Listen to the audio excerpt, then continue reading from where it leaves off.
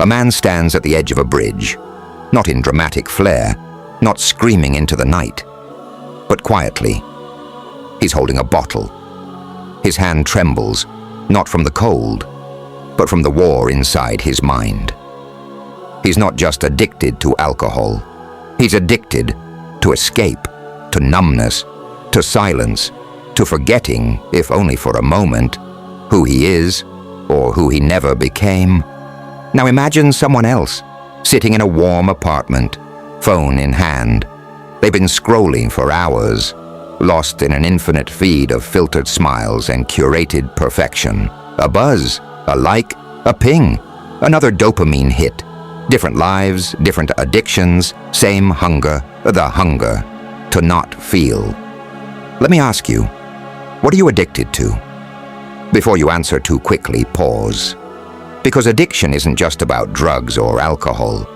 It's anything we use to run from ourselves. Today we're not here to judge. We're here to understand. We'll walk through the depths of addiction, not as a disease, not as a weakness, but as a cry, a soul-level cry for something deeper. We'll explore Carl Jung's spiritual lens. We'll dissect Gabor Maté's trauma-informed truth. And by the end of this journey, we'll confront one insight that could change how you see addiction, and maybe even yourself. Let's begin. Why we run. The inner void behind every craving addiction doesn't start with a bottle, a pill, a screen, or a syringe. It starts with pain. Carl Jung, one of the most influential psychologists of the 20th century, believed addiction was a spiritual crisis, a desperate attempt to fill a soul-shaped hole. He said, every form of addiction is bad, no matter whether the narcotic be alcohol, morphine, or idealism. We must not content ourselves with mere superficial treatment of symptoms. We must deal with the root cause. That root cause? Disconnection. Disconnection from self, from meaning, from God, from others. It's not about pleasure, it's about relief. That's what Gabor Maté teaches. One of the most profound voices on trauma and addiction today. He asks not, why the addiction? But why the pain? Pause on that. Why the pain? Let's go back to the man on the bridge. What brought him here? A childhood where no one listened. Parents who never said, I love you. Expectations that choked the joy from his life. Addiction became his survival strategy. It wasn't weakness, it was intelligence twisted by hurt. It was adaptation, a way to say, I can't feel this, and live. The child inside. Every addict. Here's the truth. Every addict was once a child who wanted to be held, but was ignored. A child who laughed freely until life told them to sit down and be quiet. A child who felt deeply, but had to bury it all to survive. That child doesn't disappear. They just grow up, wearing adult costumes, carrying invisible wounds. Gabor Maté says that when children are forced to choose between attachment and authenticity, they choose attachment. Because love, even toxic love, feels safer than being alone. And in that sacrifice of self, a fracture occurs. And what's addiction, if not the desperate attempt to fill the space where the real you used to be? What society gets wrong about addiction? We often point fingers at the addict. Why can't they just stop? Why don't they have willpower? But let me ask you, have you ever used food to cope with sadness? A glass of wine to unwind? Endless work to avoid a failing marriage? We all escape. Some escapes just come with more social approval and fewer consequences. The modern world offers 1,000 ways to not feel. We scroll, binge, work, shop, swipe, scroll again. Addiction is a spectrum, and we're all on it. Carl Jung believed that addiction cannot be healed by punishment or abstinence alone. He said, You are what you do, not what you say you'll do. But more than that, he said the addict is not bad. They are lost, and only through reconnection to the self, to meaning, to a deeper truth, can healing begin. The cycle of pain.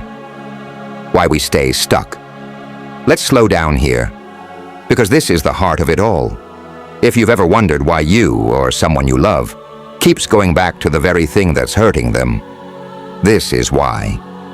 Gabor Maté, after decades of working with addicts in Vancouver's downtown east side, one of the most addiction-ravaged places on earth, boiled addiction down to 3 simple but devastating components: craving, temporary relief, long-term negative consequences. That's the loop. That's the trap. And it doesn't just apply to drugs or alcohol.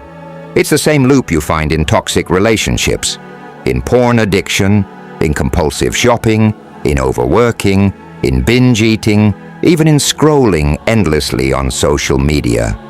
It starts with a craving, but not always for a substance.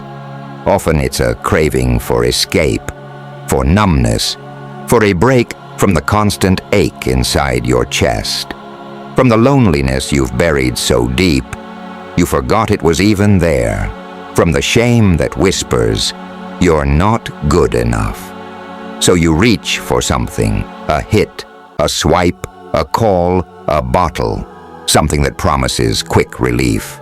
And for a moment, just a moment, it works. You feel okay, maybe even good. But then comes the crash, the shame, the regret, the consequences. And here's the cruel twist. The very thing that brought you temporary relief becomes the reason you now hurt even more. And what do we do with pain? We crave relief. So the cycle begins again.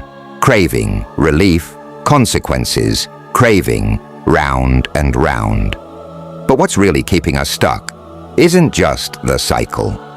It's the pain that fuels it. Maté says, the question is never why the addiction, it's why the pain. Because addiction isn't a disease, it's an adaptation. It's the best solution your nervous system could find at the time to survive what felt unbearable. Trauma, neglect, abandonment, a deep sense of not being seen, not being loved, not being safe. So before we judge ourselves, or anyone else, for being addicted, we need to ask, what wound is this soothing? What truth is this hiding? What part of me is crying out to be held? Because until we deal with the pain underneath, the addiction will keep returning, wearing different masks, but telling the same story. That's why people can get sober from drugs and become addicted to work, or escape alcohol only to get hooked on achievement, validation, or control. Because addiction isn't about the substance, it's about the disconnection. From others, yes, but most tragically, from ourselves. And healing doesn't begin with willpower. It begins with compassion, with the courage to turn inward, to face the pain we've been running from, and to gently ask ourselves, what am I really craving? Because it was never just the drug, the phone, the food, or the person. It was peace, it was love, it was home. And when we begin to give ourselves what we truly needed, the cycle begins to lose its power.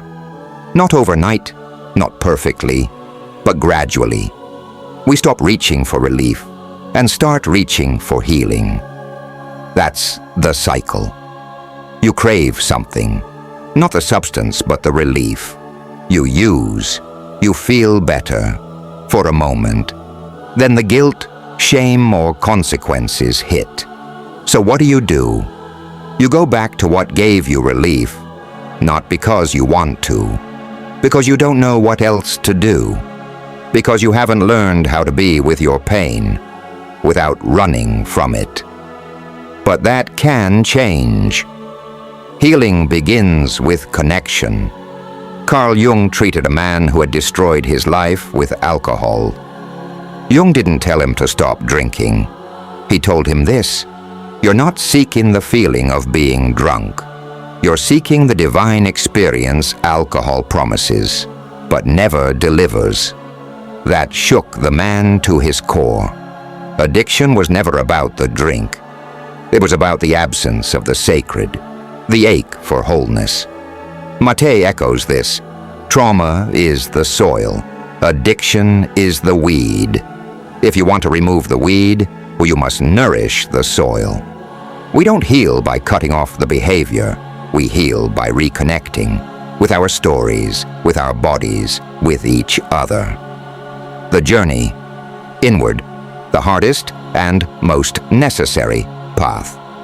Healing demands one thing above all: courage. The courage to feel, the courage to sit with your shame, the courage to look into the mirror and not flinch. Carl Jung said, "One does not become enlightened by imagining figures of light, but by making the darkness conscious." Translation: you want to heal? You have to meet your shadows. You have to touch the wounds you've ignored. You have to speak the words you've swallowed. You have to face the moments you thought would kill you. And you have to do it with compassion. Recovery is not a straight line. It's messy, non-linear, ugly. There are setbacks, relapses, days where the pain returns with a vengeance. But that doesn't mean you failed. Healing is not about perfection. It's about presence. It's about saying, "I may fall, but I'm no longer running." The most powerful truth about addiction. And now, the revelation we've been building toward. Here it is. Addiction is not the enemy. It's the messenger. It's the part of you screaming, "I'm in pain."